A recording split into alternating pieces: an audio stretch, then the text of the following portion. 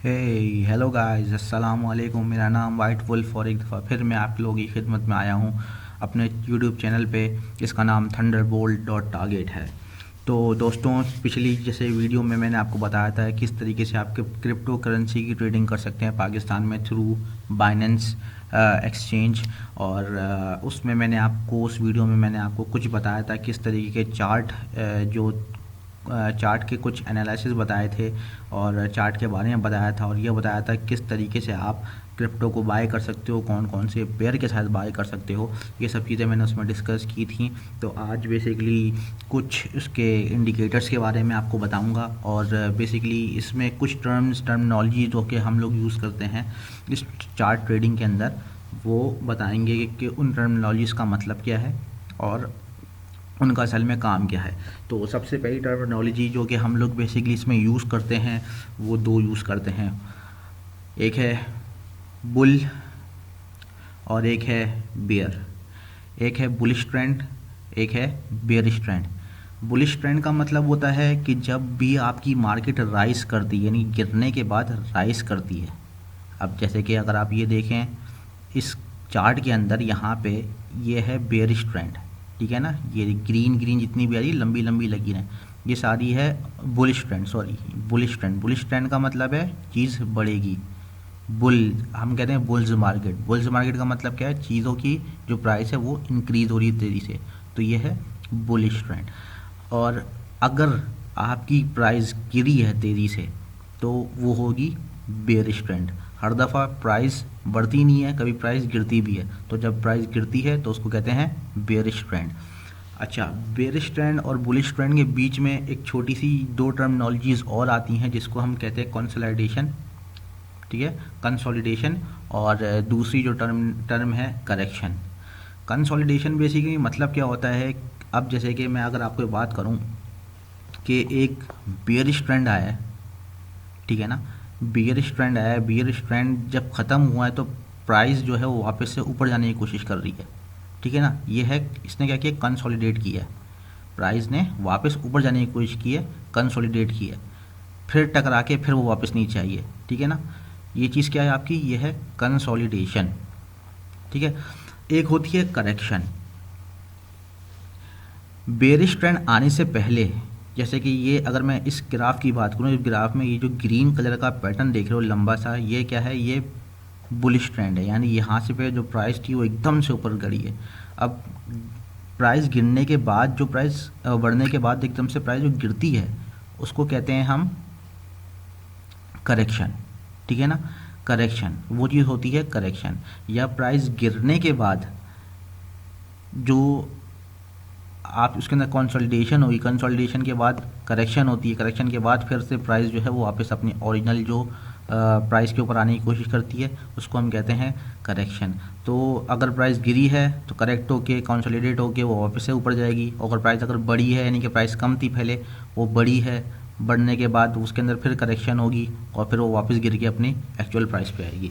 तो ये तीन चार टर्मिनोलॉजीज़ हैं, जिसमें एक है करेक्शन, ठीक है, एक है कंसोलिडेशन, एक है बुल्स मार्केट, एक है bear market. Bear market, market गिर रही है। बुल्स मार्केट, मार्केट उठ रही है, ठीक है।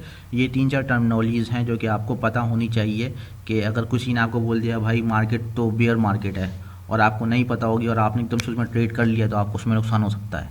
किसी ने आपको कहा कि भाई बुल्स मार्केट है, इस वक्त मार्केट में बुल्स चल रहे हैं, बुल्स का मतलब मार्केट बहुत तेज़ी से ऊपर जा रही है, तो आपको उसमें बहती गंगा में हाथ धोना चाहिए, आपको उसमें अपना प्रॉफिट लेना चाहिए।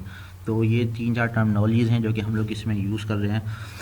तो मैंने जैसे कि आपको कल इंडिकेटर बताए थे दो, एक आरएसआई का बताया था, एक मैक डी का बताया था। आरएसआई जो है वो स्ट्रेंथ बताती है कि मार्केट में कितनी चीज़ बिक चुकी है, कितने बायर के पास है, कितनी सेलर के पास है। बस ये चीज़ याद रखिए कि आरएसआई की अगर अपर लिमिट 80 है या 70-80 चल रही है, तो इसका मतलब है मार्केट के अंदर बहुत हद तक चीज़ बिक चुकी है।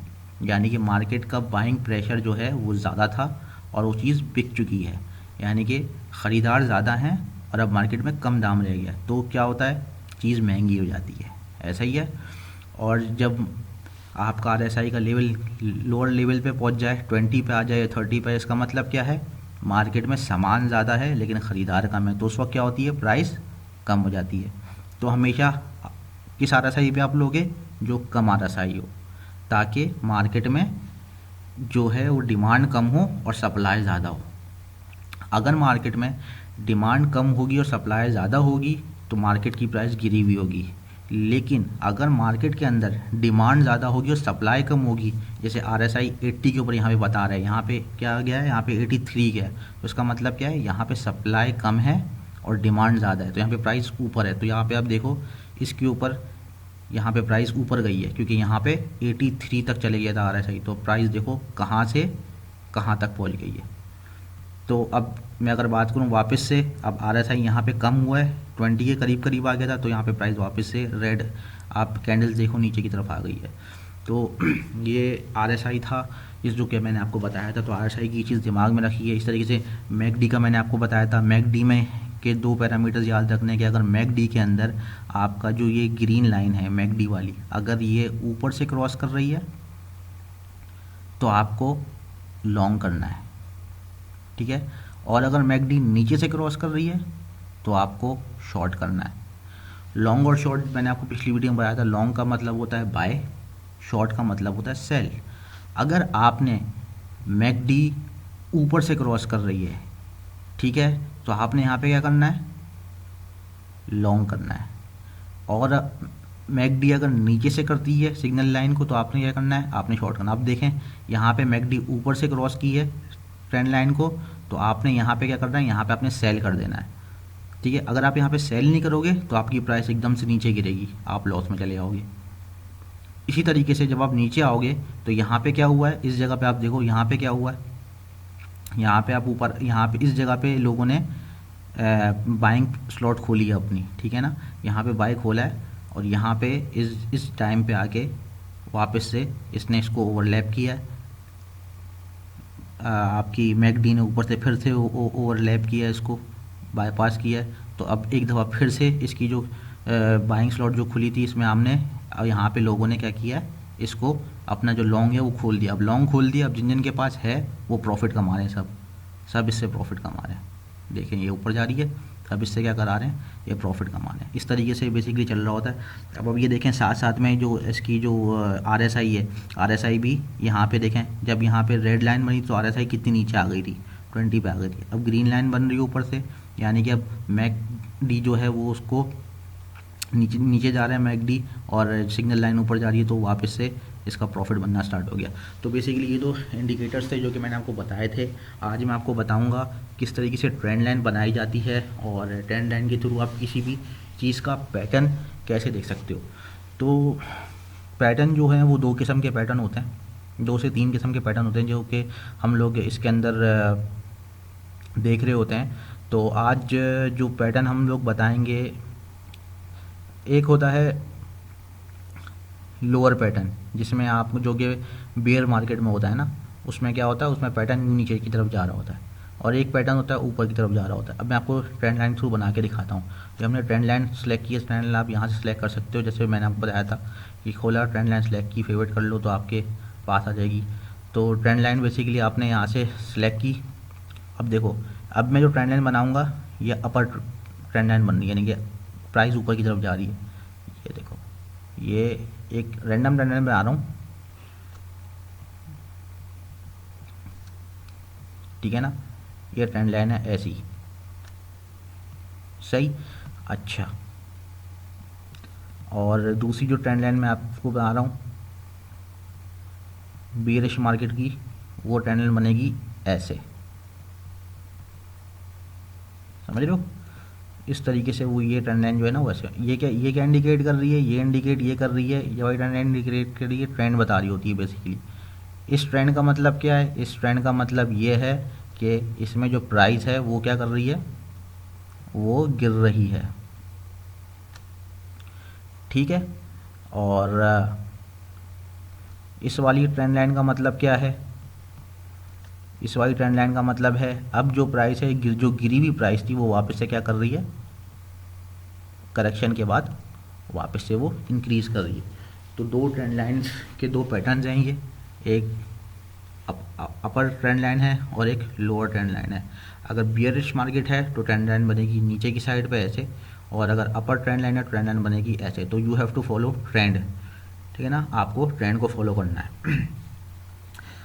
अब तीसरी बात इसमें यह आ जाती है कि ट्रेंड लाइन बनाते वक्त आपको किन चीज़ों का ख्याल रखना है, ठीक है ना। ये तो मैंने रफ बनाई थी, अब मैं आपको दोबारा बना के दिखाऊंगा ट्रेंड लाइन, जो कि आप एक्चुअल ट्रेंड लाइन कैसे बनाओगे ताकि आप सही का ट्रेंड मालूम कर सको और आप प्रिडिक्ट कर सको कि किस तरीके से आप जो है अपनी प्राइस को बता सकते हो, ठीक है ना। यानी कि आप किस तरीके से एनालाइज करोगे चार्ट को कि भाई प्राइस जो है ये अब आगे जाएगी कि पीछे जाएगी, ठीक है, ये आप बता सकते हो। अब ये मेरे पास बेसिकली एक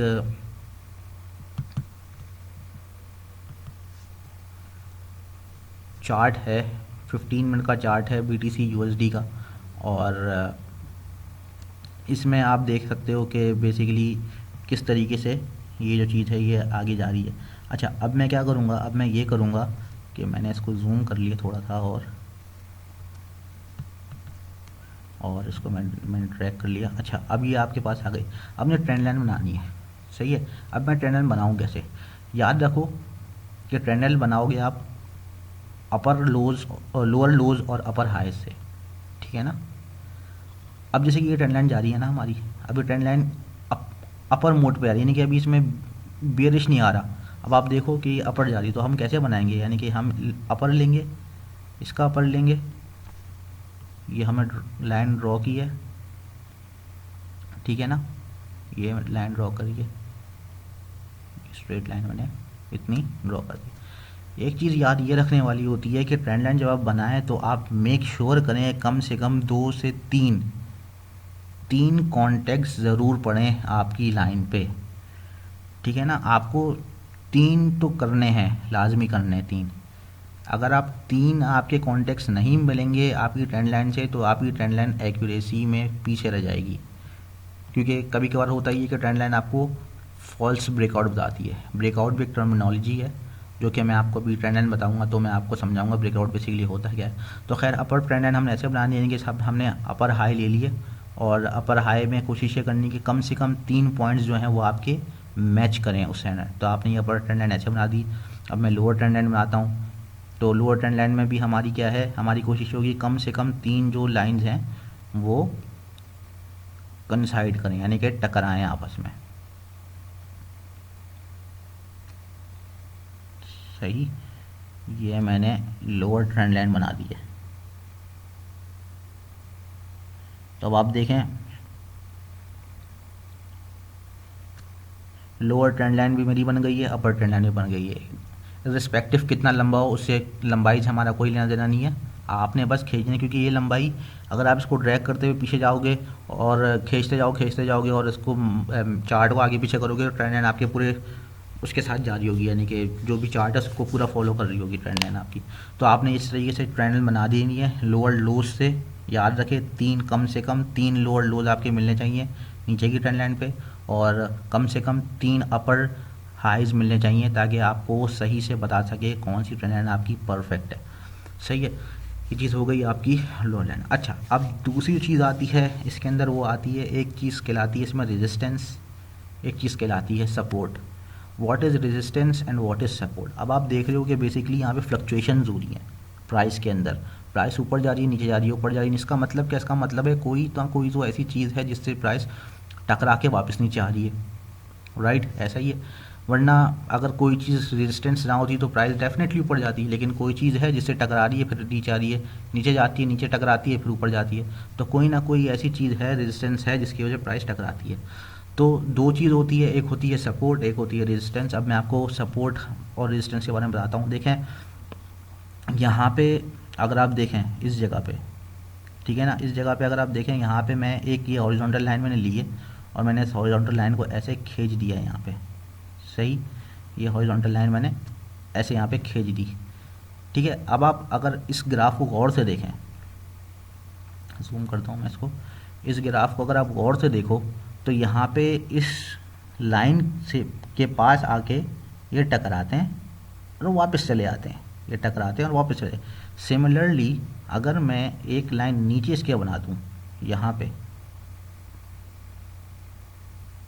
ठीक है, या मैं एक लाइन यहाँ पे बना दूँ, यानी कि आपको वो देखना है, कौन सा पॉइंट देखना है जहाँ पे ज़्यादा ये आपकी जो लाइंस हैं ज़्यादा, यानी कि टच ज़्यादा हूँ। तो ये एक लाइन है, यहाँ पे मैं इसको बना देता हूँ, ये चूज़ की मैंने, इस जगह पे ये, ठीक है ना। तो अब यहाँ पे हुआ क्या है, यहाँ पे हुआ बेसिकली ये है कि हमारी ये जो लाइन है, अभी इसको अगर मैं चार्ट को देखूँ, इस एरिया को अगर स्टडी करूँ, इस चार्ट को, तो इसमें ये जो सपोर्ट है, ये चीज़ सपोर्ट है, ये रेजिस्टेंस नहीं है, ये इसका सपोर्ट है, और यहाँ पे ये इसकी रेजिस्टेंस है। अगर मैं इस चीज़ को स्टडी करूँ तो क्या है, इस चीज़ को अगर मैं स्टडी करूँ तो यहाँ पे इसका जो रेजिस्टेंस है वो ये है, और इसकी सपोर्ट ये है, ठीक है ना। जब भी प्राइस आपकी रेजिस्टेंस को तोड़ के ऊपर निकल जाती है तो वो चीज़ उसकी सपोर्ट बन जाती है। अब यहाँ पे जो ये सपोर्ट थी, वो रेजिस्टेंस थी, वो इस जगह पे आगे वो इसकी सपोर्ट बन गई है, और इस जगह पे यहाँ पे जो सपोर्ट था, जब यहाँ से प्राइस तोड़ के सपोर्ट के ऊपर आया तो सपोर्ट इसकी रेजिस्टेंस बन गया है, ओ सॉरी, रेजिस्टेंस की सपोर्ट बन गया इस जगह पे। आप देखो यहाँ से अगर मैं ग्राफ को इधर करूँ तो ये देखो, ये ग्राफ आया, इसने सपोर्ट को बार बार मार मार के वीक किया, सपोर्ट टूटा, प्राइस नीचे गई। ये जो मैंने ट्रेंड लाइन खींची हुई है, यहाँ से प्राइस जो है टकरा के वापस ऊपर आई है, वापस सपोर्ट पे आई है, सपोर्ट पे फिर टकराई है, फिर अल्टीमेटली टकरा के वापस इसने जो है कंसोलिडेट किया प्राइस को। प्राइस कंसोलिडेट हुई, प्राइस ऊपर गई, ऊपर की सपोर्ट पे टकराई, ऊपर की सपोर्ट इसने तोड़ी है, ऊपर की रेजिस्टेंस इसने तोड़ी है, और ये निकल गए। अब यहाँ पे क्या हुआ, इस एरिया में जो यहाँ पे सपोर्ट, जो यहाँ पे रेजिस्टेंस थी, इसके लिए जो रेजिस्टेंस थी वो अब इसके लिए क्या बन गई, सपोर्ट बन गई। इसी सिमिलरली यहाँ पे जो इसके लिए रेजिस्टेंस थी वो यहाँ पे जाके इसके लिए क्या बन गई, वो इसके लिए सपोर्ट बन गई। अब इसी तरीके से अब ये जो रेजिस्टेंस है वो अगर प्राइस तोड़ के इससे ऊपर चले आता है, इस लाइन से ऊपर चले आता है और ऊपर स्टे करता है थोड़ी देर, तो वो ये जो मैंने ड्रॉ किया है रेजिस्टेंस, वो इसकी बन जाएगी सपोर्ट। तो इस तरीके से बेसिकली रेजिस्टेंस और सपोर्ट के ऊपर हम लोग को ये देखना है कि प्राइस जो है कितना फ्लक्चुएट करती है, कितना आगे जाती है, कितना पीछे जाती है।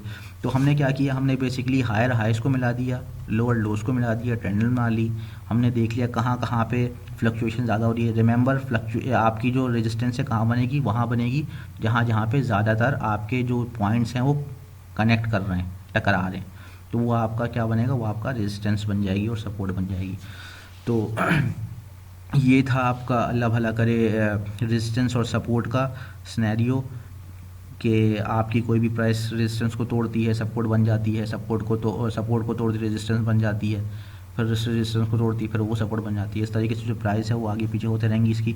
अब हमें क्या करना है, अब हमें ये देखना है कि भाई प्राइस जो है आया कि यहाँ पे और ऊपर जाएगा, या इसका अल्टीमेट टारगेट क्या है, हमें ये पता करना है। तो व्हाट इज़ द टारगेट, इसका टारगेट क्या है। हम क्या करेंगे, हम एक और लाइन ड्रॉ करेंगे, पिछले चार्ट के हायर पॉइंट से ना, मैं आपको दिखाता हूँ। हमने क्या किया, हमने यहाँ से एक ट्रेंड लाइन ड्रॉ की, ठीक है, ये मैंने यहाँ से ट्रेंड लाइन एक ड्रॉ की,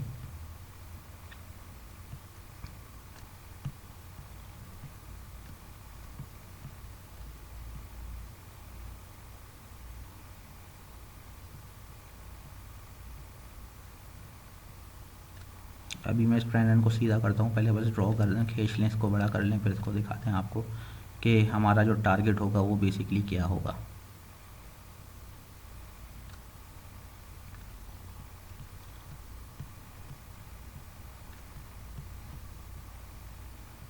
सो ये एक ट्रेंड लाइन है, ये मैंने ड्रॉ की है। रिमेंबर, मेरी बात को याद रखिए कि हम लोगों को बेसिकली जो ट्रेंड लाइन ड्रॉ करते हैं उसमें मैक्सिमम पॉइंट्स जो हैं अपर लिमिट के वो टच होने चाहिए। अगर आपके एक से ज़्यादा पॉइंट टच हो रहे हैं, 2 पॉइंट तो टच हो जाएंगे, आपको कम से कम 3 पॉइंट जो हैं वो टच करने हैं। अगर आपकी ट्रेंड लाइन पे 3 से ज़्यादा पॉइंट टच कर रहे हैं तो उसका मतलब आपकी ट्रेंड लाइन बिल्कुल सही बनी है।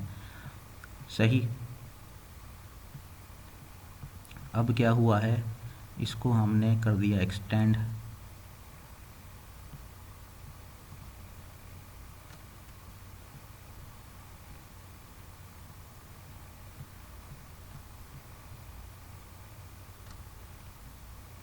इसको हम कर देंगे और एक्सटेंड, ठीक है। और इस प्राइस को हमने कर दिया, इस लाइन को भी हमने कर दिया और एक्सटेंड कि ये इसको इंटरसेक्ट कर दे। और ये जो हमने बनाई थी इसको भी हमने कर दिया एक्सटेंड।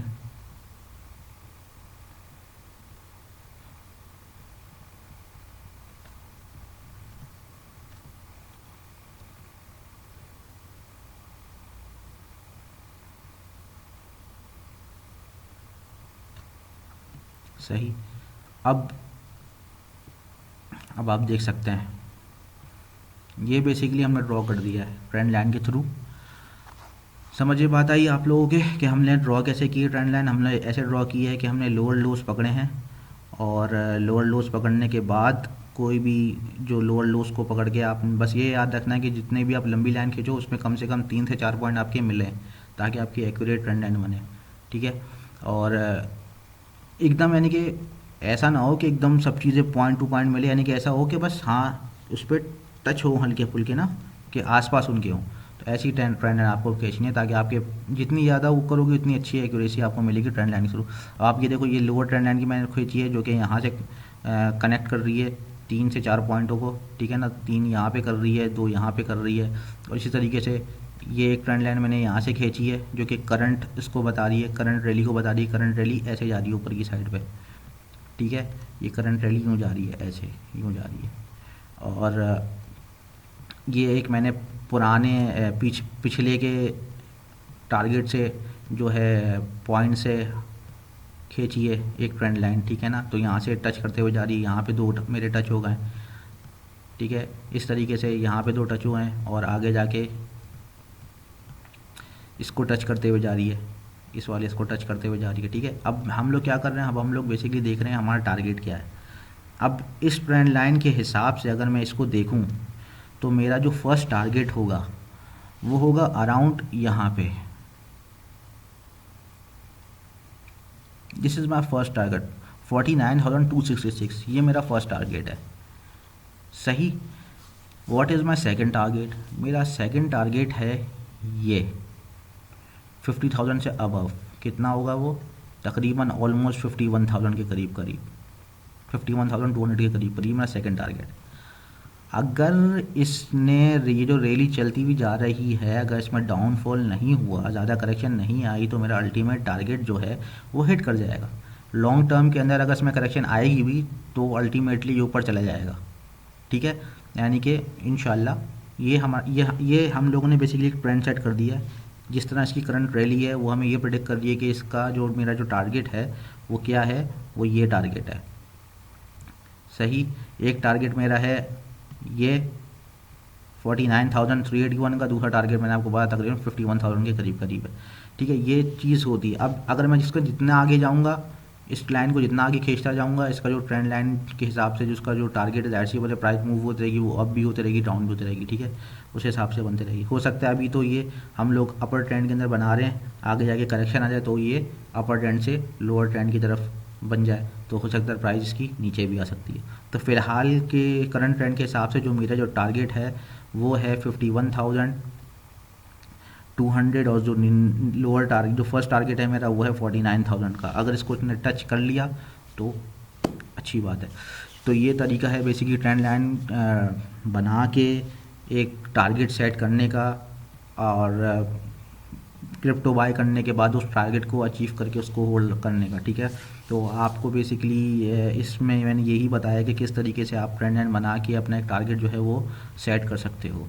दूसरी बात इसमें मैं आपको यही बताऊंगा कि इसके अंदर जो इंडिकेटर्स थे बेसिकली RSI और MACD के हवाले से, कि आप उन लोगों को उन इंडिकेटर्स को अच्छी तरीके से यूज़ कर सकते हैं। आप इस ट्यूटोरियल के अंदर मैंने जो आपको बताया है सारे इंडिकेटर्स, उसको यूज़ करो, समझो और फिर ट्रेडिंग के अंदर हाथ डालो। ऐसे मत डालना, थोड़ी प्रैक्टिस कर लेना, थोड़ा समझो उसको, ताकि जब आप को समझ में आ जाए कि ट्रेंड लाइन कैसे खींची जाती है, ट्रेंड के साथ कैसा चला जाता है, ट्रेंड में कौन कौन सी चीज़ें होती हैं, किन किन चीज़ों के अगेंस्ट ट्रेंड चल रहा होता है, और अगर ट्रेंड के अंदर करेक्शन आती है तो कितने हद तक जाती है। तो ये तो सिंपल नॉर्मल टूल्स के थ्रू मैंने आपको ये बता दिया कि करेक्शन क्या होती है, कंसोलिडेशन क्या होती है, बेयर ट्रेंड क्या है, बुल ट्रेंड क्या है, ठीक है ना, बुल्स मार्केट क्या है, बेयर्स मार्केट क्या है, ट्रेंड लाइन क्या कहलाती है। ट्रेंड लाइन में हमेशा याद रखना, जब भी ड्रॉ करो, फिर बता रहा हूँ, जब भी ट्रेंड लाइन ड्रॉ करो तो हमेशा 2 पॉइंट तो मिल जाते हैं, कम से कम 3 पॉइंट टच होने चाहिए ट्रेंड लाइन में। अगर आपके 3 पॉइंट टच नहीं होंगे ट्रेंड लाइन में तो इसका मतलब ये है कि ट्रेंड लाइन आपकी एक्यूरेट नहीं है। सही है, तो 3 पॉइंट टच होने चाहिए ज़रूर ट्रेंड लाइन के अंदर, और अगर 3 पॉइंट टच होंगे तो आपकी एक्यूरेसी उतनी अच्छी और इतनी करीब आएगी। स्टॉक मार्केट है ये बेसिकली, ये भी तो इसके अंदर ये तो नहीं बता सकते कि आप जो प्रिडिक्ट करो बिल्कुल सही होगा, लेकिन हम इस तरीके से काम करेंगे, इस तरीके से ड्रॉ करेंगे तो करीब करीब होंगे। तो गाइस आज की वीडियो मैं यहीं तक रखूँगा क्योंकि लंबी हो जाएगी, और बाकी जो दूसरे 2 इंडिकेटर्स हैं जिसमें मैं फिबोनाची के 2 इंडिकेटर्स हैं वो मैं आपको यूज़ करना बताऊंगा कि वो इंडिकेटर्स किस तरीके से यूज़ कर सकते हैं। वो इंडिकेटर्स बहुत ज़बरदस्त इंडिकेटर्स हैं, तो नेक्स्ट वीडियो में इंशाल्लाह मैं उसको कवर करूँगा और आपको ये बताऊँगा कि उन इंडिकेटर्स के थ्रू हम कैसे प्रिडिक्ट कर सकते हैं प्राइस को। अगर आप ये कन्वेंशनल तरीके से नहीं करना चाहते तो आप वो इंडिकेटर्स यूज़ कर सकते हो, तो वो भी उनकी जो प्राइस प्रिडिक्शन होती है वो भी काफ़ी सॉलिड होती है। तो मेरी इस वीडियो को ज़रूर लाइक करिएगा, सब्सक्राइब कीजिएगा, कमेंट करके मुझे बताइएगा कि आपको ये चीज़ कैसी लगी, और मैंने जो आपको बताया है कि मैं कामयाब हुआ हूँ वो चीज़ कन्वे करने में, वो मैसेज। तो मेरे चैनल को लाइक करें, सब्सक्राइब करें, और आगे आने वाली हर वीडियो को ज़रूर देखें, और इस चैनल को शेयर करें ताकि थोड़ा मुझे भी फ़ायदा ही हो जाए। तो फिर मिलते हैं अगली वीडियो में। अल्लाह हाफ़िज़।